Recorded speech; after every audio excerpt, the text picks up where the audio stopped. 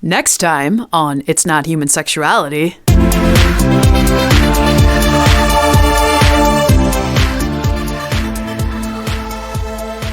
So what are you seeing in your practice right now? Are you seeing a lot of people struggling with, dating, finding relationships, hooking up? What are you seeing right now? Finally, I feel like it's so big that I'm not trying to stop it anymore. I'll open up Zoom to talk to my client, and they're holding a glass of wine. And I'm like, excuse me, you're in therapy? That's no longer a scam. That's just a choice. I know. Maybe not the best one, but who am I to judge? What I really feel bad and angry about is the social media platforms not doing anything about it. And I said to them, why would I have to hire an attorney? This is Facebook's problem. This is Instagram's problem. If I end up hiring an attorney, I'm going to sue Facebook and Instagram. When we're still on complete lockdown, we had to sing happy birthday to my 5-year-old granddaughter through Zoom. Mm-hmm. And my daughter goes, I'm only going to let you do this if you promise not to cry. And I was like, okay, I'll do my best. Thankfully, nobody's brought anything illegal into my Google Meets because, I was just thinking that would be a low end for me, for sure. Yeah. It's changing everything, isn't it?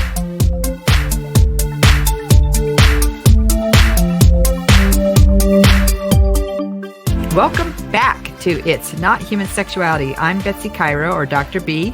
And I'm Mandy Johnson. And we're excited to be back recording.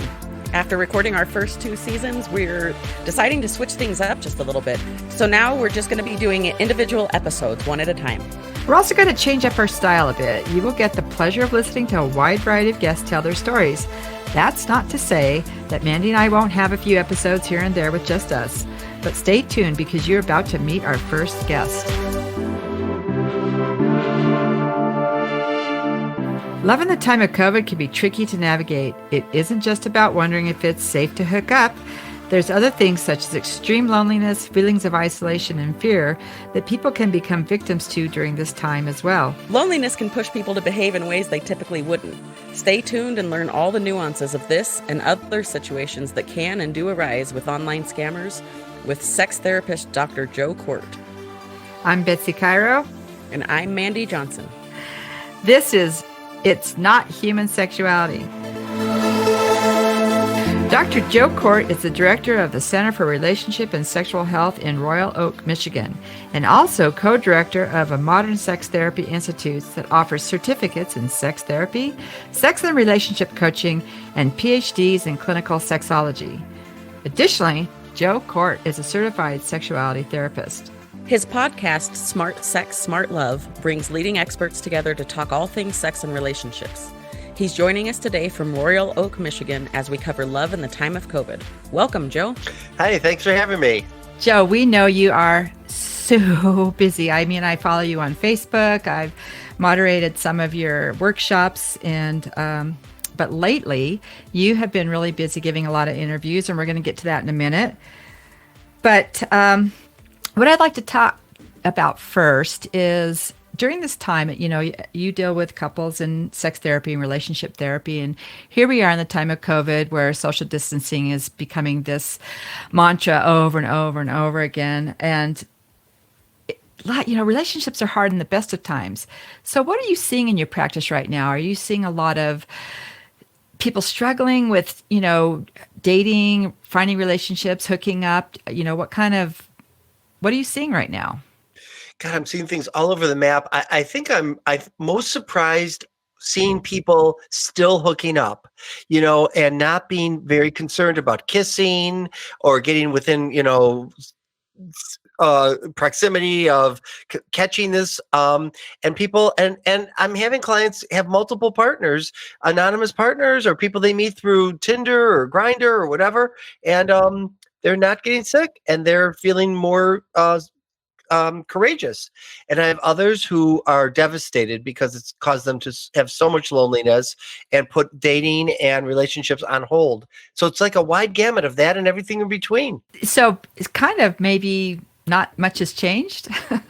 I don't know. I guess I think about some of my clients and even some friends, and I guess I thought I'm seeing it's surprising me. Like I would think, oh no, that person's going to probably be really careful. That's, I can just see them. And then they're not. I think it's more me. I'm more like struck by who's deciding not to be and who's deciding to be, Right. But yeah, I guess it's just like, you're saying before COVID, you mean, right? Just people Yeah. are taking risks or they're not. Yeah. Yeah.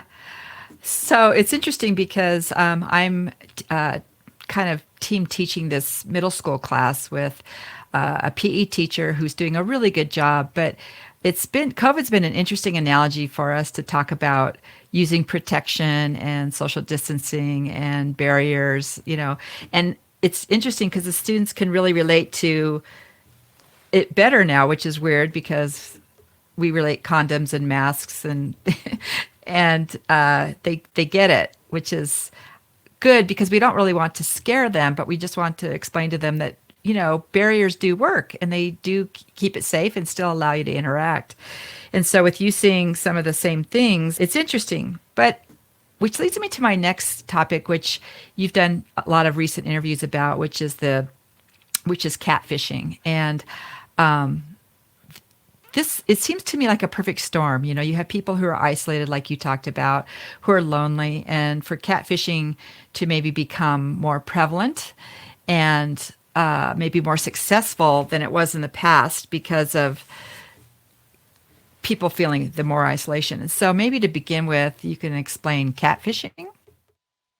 Yeah, so so as you know, it's been happening to me over the last 10 years, where and I was actually kind of quiet about it because it was very embarrassing and weird, and I didn't really know what was happening or what to do about it other than what I was doing. Where these people were using my picture to scam women out of money, and I'm telling you. It worked, and to the point where they kept using it over and over and over again. And since COVID, it's gone up in frequency of using my picture and other people's pictures. So if people don't know what catfishing is, it's pretending to be somebody. So even though they're using my image, they're not saying they're me. So they're saying there's someone else with a different degree and a different job. And they prey on people who are lonely. They just lost their spouse. They've been alone for quite a long time. People are like shameful towards these women who buy into it, but I'm not. I totally understand when you're feeling alone and you're feeling lack of desire. Your kids are grown. People have fallen away. Now we're in COVID under the pandemic. People are just hoping and wanting to have somebody pursue them. So then this picture comes around where it looks like somebody you might be attracted to and your age, and it's then the women start to talk to these men, because the men are saying to them, hey, I'm really interested in you. And then over time, they end up asking for money, and women give it and they give it and they give it until some of these women have lost their homes because of it. That to me is fascinating. And I think I heard you say women are shamed by other people because they got caught in this scam. Well, I read comments, and even my friends are like, what's wrong with these women? There's nothing wrong with these women. There's intelligent women. They have their own jobs. They're smart in their own right. It's a emotional feeling of longing. What these guys do. I did my own podcast with a woman named Ruth from Scam Haters, and it was great. And she said what they do is they have hundreds of women, and they say your name a couple of times, and then they just call you honey and babe. Did you take your medication today? What's going on with your son? How did your day go? I'm thinking of you before you go to bed. Who doesn't want that? Especially if you're not getting it from anybody. And a lot of the women will say, I kind of wondered if it was a scam, but it felt so good. Sure, until it came time to ask for money, right? And then they're giving, yes. I know. I saw your interview on just recently, Inside Edition, right? And the woman was recording while she was talking to her scammer, and you were on this as well, right? Were you present while she was doing that? No, they did. Oh, that was recorded. Oh, okay. Yeah. So basically, what was happening is she was talking to her scammer, but Joe was listening to this interview or this conversation she was having, and finally she said, "Look, I don't think you are who you are. Why don't you come clean? Who are you?" And he did. Yeah. He came clean with her, and even showed her a picture. Right? Didn't he turn on his camera? Or it was crazy. Yeah, and then wait, then it gets better. So then not this didn't happen to her, but other women are like, then the guy's like, I'm so sorry, I'm from Nigeria, where a lot of this is coming from, and I'm poor and we don't know what's happening. Then the women have compassion and empathy for him, and they start giving him money. How do you What? like that? Serious? Yeah, I had one family had to give a friend of mine's family had to give had to do an intervention on the woman on the guy's sister, and said, stop giving this person money. He's scamming you, even when he's telling you who he really is. You're kidding me. No, swear to God. So the honesty paid off for him as well. Yes. Yeah, I think once you're in it, I don't really understand all the dynamics. I feel so bad for these women. They call me and they say, or email me. I'm sorry, and they're I'm in love with you, but it's not you. And would you talk to me? And I say to them, I'm a happily married gay man, and I'll talk to you for a consultation to walk you through this, but I'm not going to just take my time. I don't have time to talk to you about what happened. I feel bad. How does your husband feel about this? He doesn't really say anything. He just feels bad for the women too. And he just, I think we both just, because they're not using my real identity, we have a little bit of a distance from it. But for a while they were using my nephews and niece, calling them their children. And my nephews and niece, two of them are still minors, and they were minors 10 years ago. And what I really feel bad and angry about is the social media platforms not doing anything about it. This is their problem. You didn't see this on Inside Edition, but they asked me, am I thinking about hiring an attorney? And I said to them, why would I have to hire an attorney? This is Facebook's problem. This is Instagram's problem. If I end up hiring an attorney, I'm going to sue Facebook and Instagram, because when I report my picture, they do nothing. I have to report it repeatedly for them to finally, they say, no, this doesn't, cross any guidelines, even though the guy's using my picture. Is it because anything you post on Facebook or Instagram is public domain? I don't know. I don't know how even, I don't know. I don't really look at the guidelines. I feel like I have put so much time into this. I don't put any more time than I have to, So I know when you were interviewing with Scam Haters, is that what it's called? Scam Haters. Mm-hmm, So have they helped you out a little bit? Have they been able to block some of this? Awesome. Here's what they do. I get something coming. And sometimes, by the way, these guys try to friend me. One guy tried to friend me. And I said, what are you doing? You're using my picture. He said, I want to go into business with you. I feel like you and I could make money together. First of all, I would never do that. But would I trust a scammer to go into business with and scam women anyways, it's so stupid. So of course I block him. But what did you just ask me?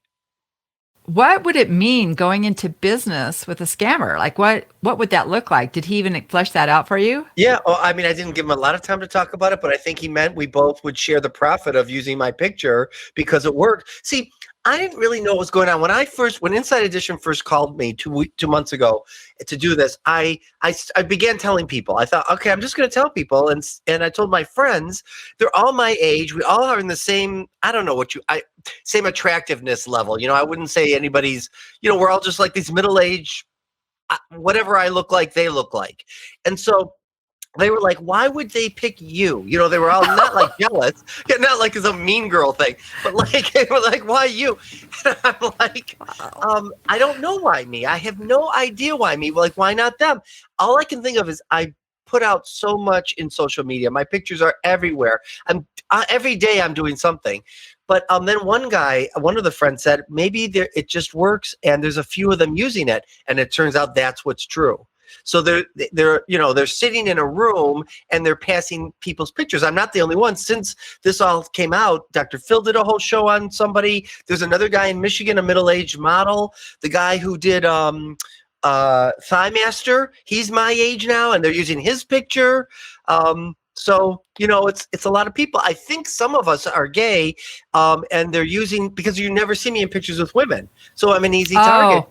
You see? Mm-hmm. Oh, that's right? Convenient, right? So, Very. So I guess, does this happen to women? Do women's pictures get taken and then Yes. men are catfished? Oh yeah, I have clients that tell me all the time they're always getting different women, and they know that these women are fake. The name, the way they look, they're too sexy in their pictures. The Nigerian guys have it right. I'm just a normal looking guy. I'm not some model who they're, you know what I mean? That's how they're getting it. Just a regular Joe. Is that A regular Joe. pun intended? So we were talking about scam haters and what they've done for you. Oh, yeah. So now what happens is I show it to her. I either send her the link or I send her a picture of the guy that's doing it, and boom, it's down in hours. She's awesome. And she does this all nonprofit, right? So I forgot to ask you that, but I'm pretty sure it is. It happened to her, but it didn't go very far. She caught on really fast, and she's just about justice about this. And thank God for her, because if it wasn't for her, these social media platforms, they do nothing. right. I'm glad you've been really vocal about it on your social media, talking about it a lot.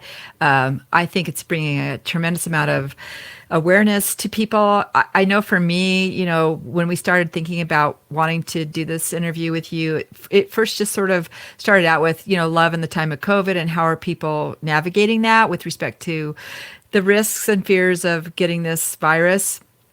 And then it just sort of evolved into, oh my gosh, this is something else that's a side effect of a pandemic. I mean, I guess it's interesting what economy has evolved because of COVID. Yeah, I agree. How did you find out you were being catfished? Like, how did this come to your attention? Well, 10 years ago, this woman emailed me and said, I'm in love with you. I was like, Mike and I were about to sit down and watch a movie. I'm like, you're in love with me? She said, I know it's not you. She had put my picture in a Google search and found me. And then realized I was gay, because that's, you go to internet, it's easy to find me.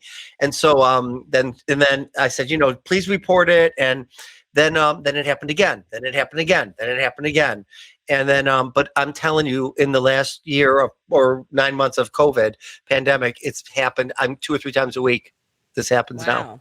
That's just crazy. So, what's a safeguard here? What for me, I can think of a lot of flags about what I would be looking for. But when you're vulnerable or when you're lonely, those flags aren't obvious, And I think, isn't there a saying that goes, women love by what they hear and men love by what they see? And so, I love that. Yeah.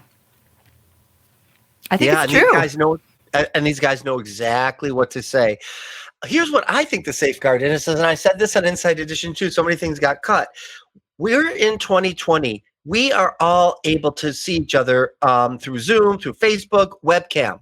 So I don't know why it would go beyond a month before you said to the guy, I'm unwilling to talk to you until I see you and we have a face-to-face, right? Well, then these guys say, my camera broke, my phone died. I didn't tell you this. This just happened. One guy was talking to me on Twitter. He said, I'm a really fan of your work. So I'm like, oh, okay. So I get people who say that every once in a while. And they want to. And so then he said, would you be, and then I said, but I don't have time to talk to you. If you want to talk to me, schedule an appointment with me. He said, well, I'll leave you alone and I'll be happy to promote your work if you send me a 1-minute video of just you waving. Oh, good. See? Yeah. Right? Yeah. I mean, how stupid do you think, you know what I mean? So I'm like, block, like goodbye. But that's what they're doing. And the women fall for it, I guess. Yeah. Yeah. Well, again, I think it's when you're off balance, when society's off balance, when things are off kilter, and we're just looking to find that connection. And right now it's perfect timing. Yeah. And people feel so non-desired. And so, look, I even jokingly say, I want to get dressed up and be seen, right? That's that Lizzo song.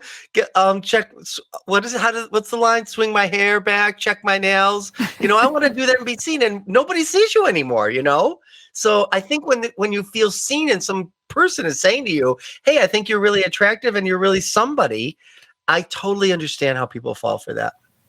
Sure. Oh, for sure. But I think eventually they would want to meet and to connect and to see this person, and develop, bring them into their bubble, as we say, bring them into the COVID bubble. Right. But maybe not. Maybe they like just the fantasy of it. Maybe. Yes, that's what I think it is. It's the romantic fantasy of it. Yeah. Yeah. And romance just doesn't work. Not in the long haul. No. right, Mandy, all our students are always saying, "Oh, I want a romantic relationship," and we're like, "Yeah, those don't Yeah. last." For the first little while, you do. Right. And then after a while, it's just smoke and mirrors at that point. So, do you have what kind of advice can you give us? Like, where can we go with this? What on both ends, on hooking up and loving in the time of COVID and protecting yourself, just not from the virus, but from scammers and, you know. I mean, I feel like people should, I said from the beginning, I heard this line, I may have heard it from Esther Perel, I don't know, but this isn't about social distancing. This is physical distancing. And so you need to stay social. I mean, I think it's really important to get on Zoom on some regular basis or whatever webcam service and talk to people and be seen that way and have a happy hour with people who are, who are also on Zoom and making phone calls to people. I don't know about you. I used to talk on the phone forever, and now I'm just all text. I don't even want to talk on the phone. I just want to get right to the point in a text. And I think maybe this is about getting back into those kind of conversations where we're interacting with each other on a human basis. Oh, completely agree. I used to tell my kids as these phones were evolving, and it was all about how many pixels your camera had. And I said, so basically, you bought a camera that makes phone calls, and they're like, yeah. That's true. I know it is. And I agree with you. I mean, what happened to talking? I think it's important. You hear inflections, and that's why, doing this podcast, this interview with you, we wanted to be on Zoom so we could see you and connect that way. Because I think body cues and nodding and all of that unspoken stuff is really still critical. One thing I'll tell you, though, I do notice with my couples, I either have couples that have gotten worse because they're on top of each other, and so they have nowhere to go or nowhere to get away from each other, or couples that drop out of therapy because they need it, but no situations are coming up for them that are creating conflict, right? So they're like in a standby, on a pause button. And so because they don't have anything to talk about their recent, and I'm like, I don't want you to be coming in talking about your recent fight. That's not what therapy is for. We need to be talking about the dynamics, but it's hard to convince them to come in and not want to talk about something recent. Also, they want to treat the symptom and not the cause. Interesting. Right. Wow, that seems like that doesn't happen anywhere else. Right. Yeah. Good The point. magic pill cure. Well, I'll tell you, I don't know if this is happening to the two of you, and I feel like it's so big that I'm not trying to stop it anymore. I'll open up Zoom to talk to my client, and they're holding a glass of wine. And I'm like, excuse me, you're in therapy? And they're like, Joe, I've had a long day. I've been on Zoom myself. I'm just relaxing. Let me just have a minute to relax with you. I'm like, would you bring that to my office? No, but if you'd let me, I would, they said. So people are drinking on, and I feel like a lot of the rules I would normally have are bending now. So that could be kind of iffy, right? Though, because as we know, alcohol lowers inhibition, and you might say things that you wouldn't have without filter. I know I probably would for sure. So I never get tipsy or anything that I wouldn't want, but they're just having a glass of wine and they're talking to me, and it's changing everything, isn't it? Yes, it really is. And I was in a ASECT Zoom, meet and greet today, the pseudo Christmas party kind of thing, and people are like, I'm wanting to get back to a new normal. And I thought to myself, this is not normal. And I don't think we should ever call it normal. Oh, I like that. And I think we're having a very normal response to a very abnormal situation, but this is not my new normal. So to get back to a new normal is weird for me because I'm not going back because I never was in this normal, right? So I don't want my grandkids to think this is normal. I just don't. I know it's sad. It is. Yeah. I mean, when, I'm fortunate enough to see my grandkids. I know Mandy gets to see hers, and Thank goodness. My goodness. Yeah. I would be so sad if I was isolated from them. It would be tough. Yeah. On the complete lockdown, when we were still on complete lockdown, we had to sing happy birthday to my 5-year-old granddaughter through Zoom. Mhm. And my daughter goes, I'm only going to let you do this if you promise not to cry. And I was like, okay, I'll do my best.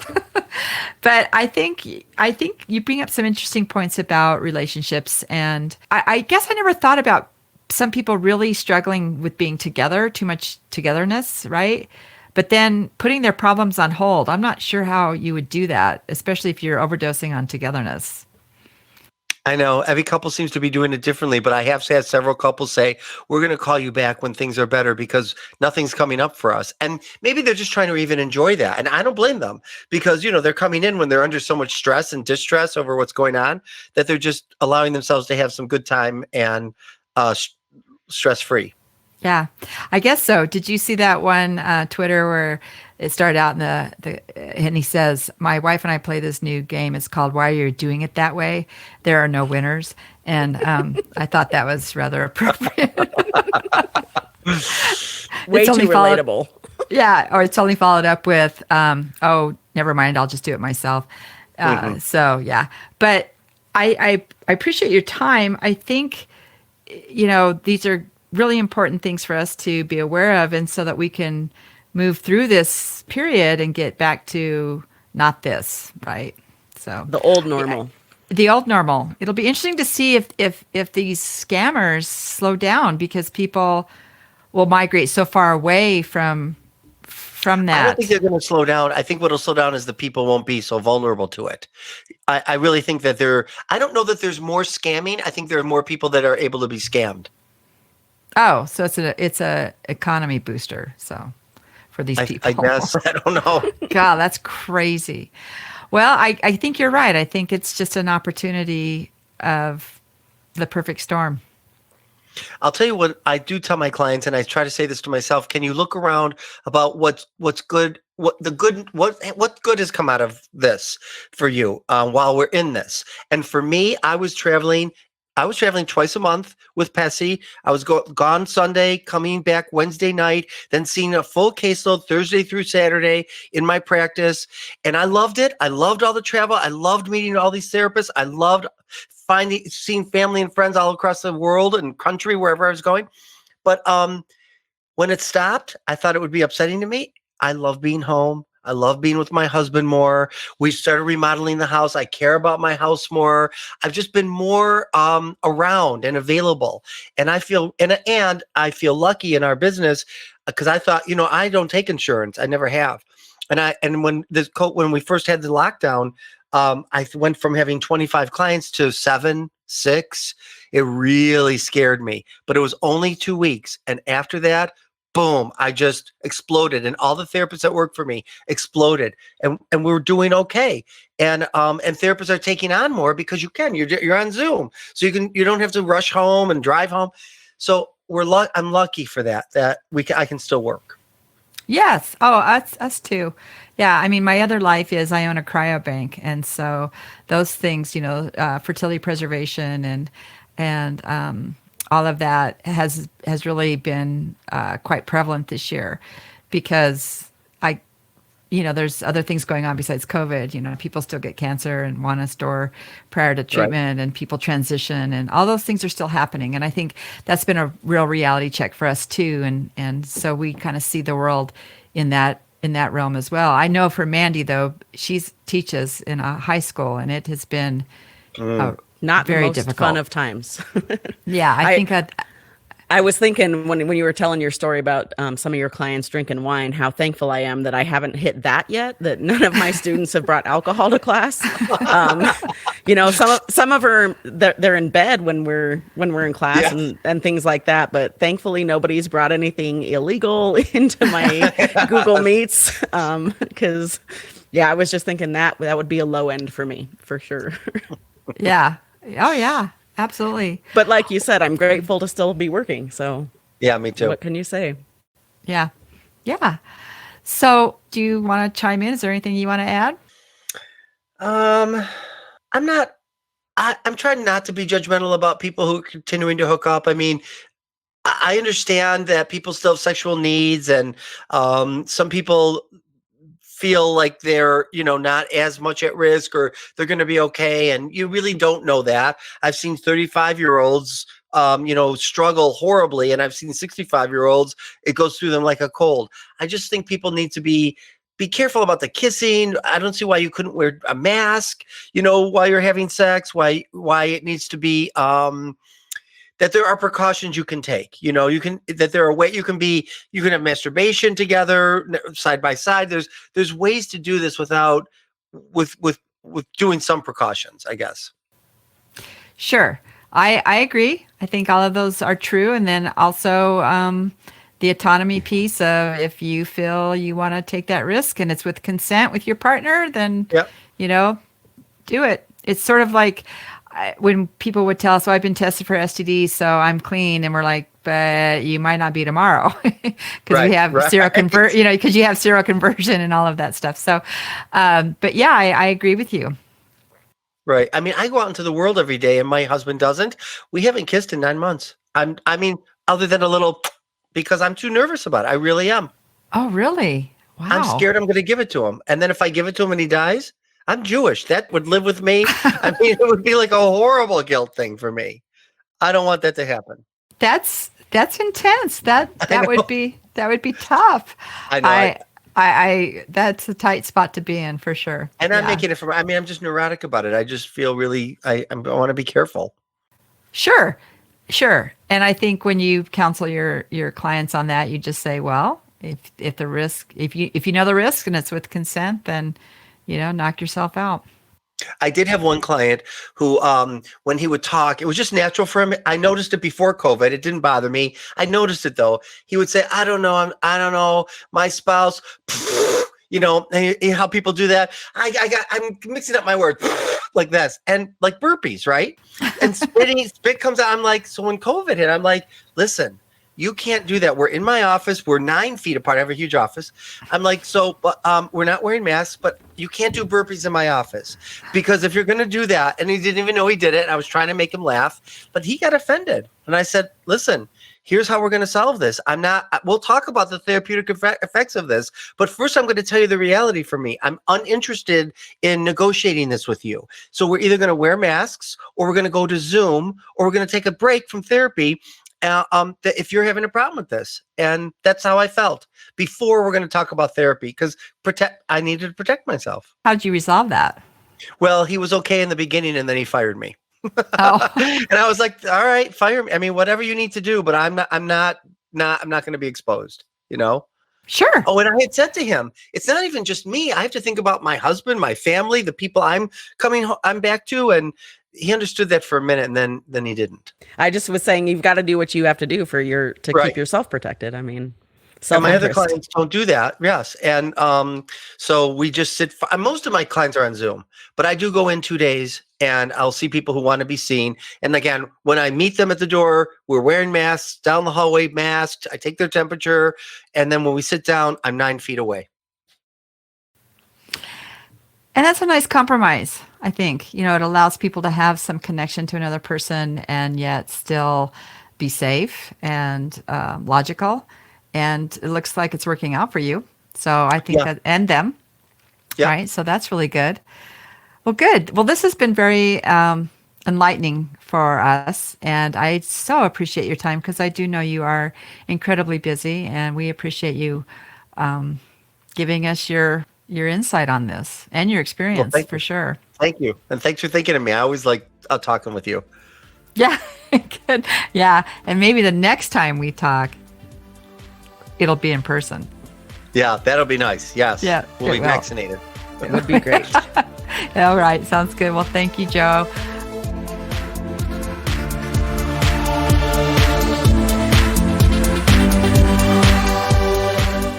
All right, so that was a lot of fun, Betsy. I really enjoyed interviewing Joe. I liked all the questions you had for him, but I really think that it was interesting to hear how much more he's being used in the catfish scams since COVID started than before. I would have never really thought about that being a bigger issue now than it was in the past, but it was really enlightening to hear from him how it's been something he's dealt with before, but even as COVID hit, how it's just been more and more for him. Exactly, which I think is a huge testament to one of the side effects, or what I call collateral damage of COVID, is the loneliness, the isolation, and the probably the easier target people are becoming because they're even more isolated than they were. And he really hits the point on that with respect to the influx of all of that happening. I think what was also interesting is that, I thought it was funny when he talked about how people were asking him, well, why you? You're just an average looking guy. Yeah. And, but I think, he's attractive, and he is that guy, right? When you look at him, he looks approachable. He looks like he would be somebody you'd want to have a drink with, and is capable of saying all the things that these scammers are saying. Yeah, I agree. And I think that in some ways that, there may or may not be anything special about him that's getting him chosen, but because he has an online kind of persona and he's in the public eye in some ways, I think that, we talk a lot about body language and all of that different stuff, but I think that people who are in the public eye, they photograph differently because, you're presenting yourself for the public in those photos, and it makes you more approachable than somebody who's just taking their own selfie or getting a picture taken by a friend just for the purposes of social media, as opposed to marketing. And I think that his photos are, and I don't know what photos they've used, but I'm guessing that they use some marketing photos of him that he, where he seems more personable just in the photo, more approachable. Sure. And they used pictures of him with his niece and nephew, so he looks like a family man. And they all use pictures of him at a wedding, or him, at a conference doing a workshop. So, he's out there getting it done, right? But I also found it really interesting that it would not be hard to, like when she did a picture match on Google, because obviously they're not using his name, but right. You could certainly go, well, what does this guy really do? And then you find out, oh, wow. I was scammed. Right. And I've never been asked for money or anything, but I certainly don't reverse look up the pictures of everybody who tries to friend me on Facebook who I've never heard of before, But, after talking with Joe, I certainly might if it's somebody that I would be suspicious of. Although you're not going to see me sending money to anybody I've never met. It's interesting though, because I've never really thought in terms of who is that really behind the picture on social media. I get requests from people all the time that I don't know, so yeah. So the question is, are they real people, or if I reverse looked them up, are they going to be catfish? Yeah, it's just kind of interesting. And yeah. And then ultimately, when they found out that this person was scamming them, they were sending money to him because they felt sorry for him because he was a scammer that got outed. And so then they still sent him money because they felt sorry for him. Well, now that's just a choice.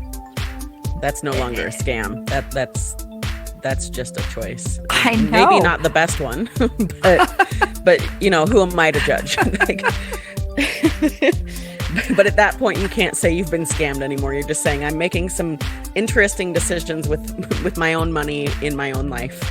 Yes, but you felt sorry for the person who scammed you, so you sent them money. That's a really good scammer, right? That's like some kind of like that. We need a new name for Stockholm syndrome. That's just a little different. I don't know. I now feel sorry for the guy that scammed me. So I don't know what that's called, but it's some version of Stockholm. I'm sure of it. Yes. Yeah. Right. Well, it's been fun. This is Dr. B and Mandy Johnson, and this is It's Not Human Sexuality.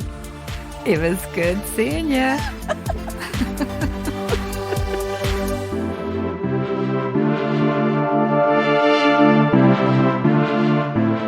This podcast was created to promote Look Both Ways and the textbook written by Dr. Cairo. That's me. Look Both Ways is a nonprofit organization based in Loveland, Colorado, with a mission to educate our youth about their reproductive health to make informed decisions for their future. We do this by educating the educators through professional development. We also put on free conferences for both teens and parents of teens and preteens. Textbooks used in schools are donated by Look Both Ways to eliminate the money obstacle for schools interested in piloting or adopting our curriculum and textbook. As a nonprofit, we are always fundraising and accepting donations. For more information about Look Both Ways, our fundraising efforts, or to make a donation, please visit lookbothways.us. That's LOOKBOTHWIS.us. This is Dr. B And Mandy Johnson wishing you well. Be sure and catch all our episodes of It's Not Human Sexuality on Spotify, Podbean, or wherever you get your podcasts.